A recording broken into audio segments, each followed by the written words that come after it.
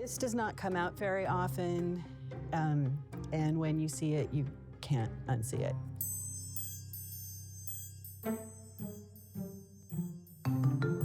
Hi, I'm Juliet, and I manage the Pixar Living Archives here at Pixar.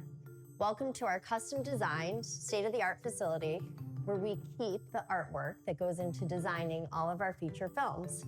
But what you'll see is there's more than that. We have the history of Pixar, which began more than a decade before we made our first feature film, Toy Story. Here we have the beginning of Vault 1, and there's several vaults here. We organize everything by film in chronological order. So starting over here with Toy Story, then going to A Bug's Life and beyond. We work really closely with our filmmakers from the very beginning of when they have their earliest ideas of a film in development, and we want to make sure that it all ends up in the archives so we can continue to utilize these materials for the future. So if we were doing some research for Monsters, Inc., maybe when we were working on Monsters University afterwards, we would come over here and we would find the Monsters, Inc. section. And once we're inside of our vault, I know that we have a database that matches all these numbers, and I can look up where's the artwork, where's something that will show us what Sully's apartment looks like versus the scare floor. Or sometimes there's photo reference from research trips that the filmmakers would take. We were founded originally in a very organic way. A lot of earlier Pixar employees were really big fans of the Walt Disney Company, and they always had an archive. And Jonas Rivera, who started as a PA on Toy Story, was a huge Disney fan, and he saw people just sort of drawing for the film and then throwing away the art, and he would go in the trash and collect it from people's offices, and he was like, we really should keep this. You have no idea what this art might be one day, what this film is gonna be. It's the first ever computer animated feature film, like who knows? And because of him, that's literally how the beginning of the archives was founded, is just him stashing away artwork from people's offices. All this artwork that we see is created truly just to convey an idea inside of someone's head. This is what I think this world could be. This is what this character could be.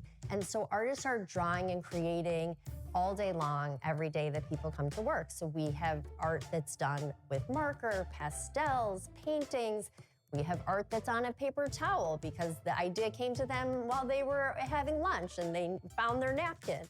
And we have a whole separate isolation room where we store all the maquettes, they're sculptures, that go into sort of bringing the character more to life.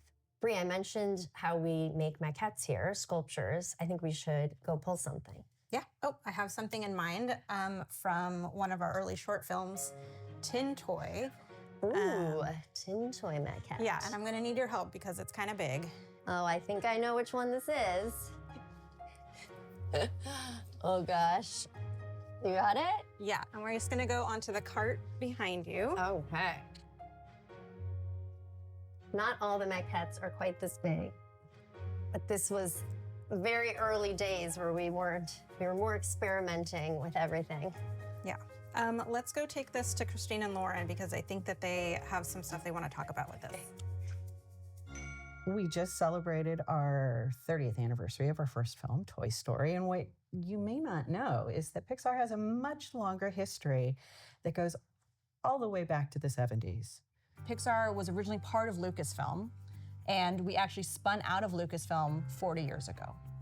This is our announcement to the world that we existed. So up to that time, we were working on computer graphics issues. We were creating a high quality hardware that was called the Pixar Image Computer. And in fact, we named our new company Pixar after our Pixar Image Computer. And that computer could do amazing things. It could be used by different industries you would not expect.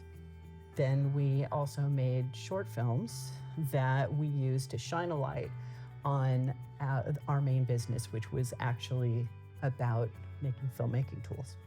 Yeah, I love this newspaper kind of clipping where we're announcing that we are officially have been acquired by Stephen P. Jobs, not a name that we commonly refer to Steve Jobs as, but very formal, and the employees of Pixar. So this is a faceplate for the Pixar image computer. This was our very high-end graphics processing unit that we sold often to kind of anyone who needed them. And so we were selling it under Lucasfilm, and then when we spun out, we started selling it as Pixar. And so these are some things that show us how it was being marketed. So this I love. It really shows when we're in our Lucasfilm era with that branding there.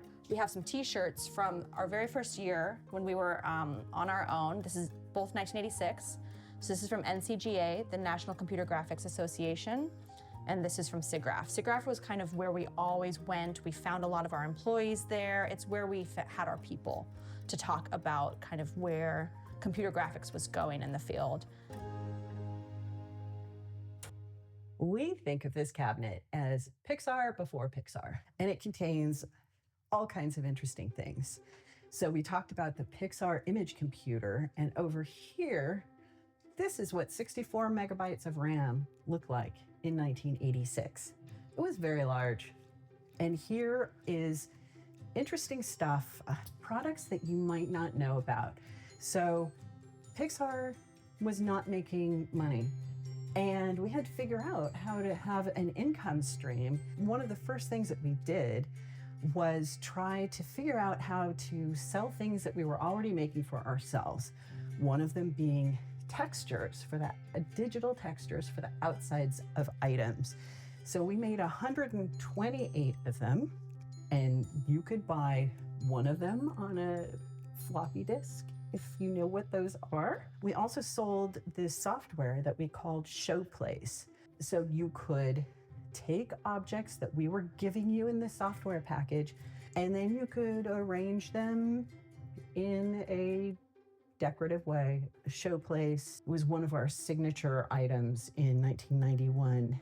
And by the time we were doing our press photos in 1995 for Toy Story, there are Showplace boxes being used as computer risers. Because it's the 40th anniversary of Luxo Jr. as well, we wanted to show you some things that we have that kind of tell the story of Luxo Jr. So this is literally the story of Luxo Jr. This is written by John Lasseter, who directed it. It's really a story about a parent and a child and this kind of play that they have. And here are some thumbnails of the action that John is envisioning happening on the screen. This technology was very slow and very primitive, and so a lot of times we were drawing things out fully so we could really understand what it was going to translate to. Really early storyboards, if you will. When they were first doing kind of for Luxo Jr. the animation of the lamp, one of the employees at Pixar actually they took reference photos of this person in the parking lot jumping over a trash can to simulate what the potential action of the child lamp might be. So we made Luxo Jr. It was a fantastic short that really got people excited about the potential of computer animation. After that, we made Red's Dream, and then we moved on to a short called Tin Toy, which was about a baby and a little tin toy that was scared of the baby. We have this sculpture that they made of the baby head that I guess we'll show. This does not come out very often, and when you see it, you can't unsee it. And that's why. But this is special for you. Let's turn it around. God. All right, so let's take it out. Oh my goodness. And it's really heavy. And when I first saw it, it was in a Pixar image computer box. So here it is in all of its glory. This would have been used to, the reason it has these lines scored into it is they used a digitizing wand to digitize the vertices. They did as good a job as they could. This, I think, was Pixar's first human, and so there was a lot that we were figuring out about it. The Tin Toy, of course, was very successful. It won the Academy Award for short animated films, and it then kind of was our jumping off point into making a feature. And word had started getting out in the industry as well about how there was this company that was not in LA that wanted to make this computer film. And that's how Toy Story came about.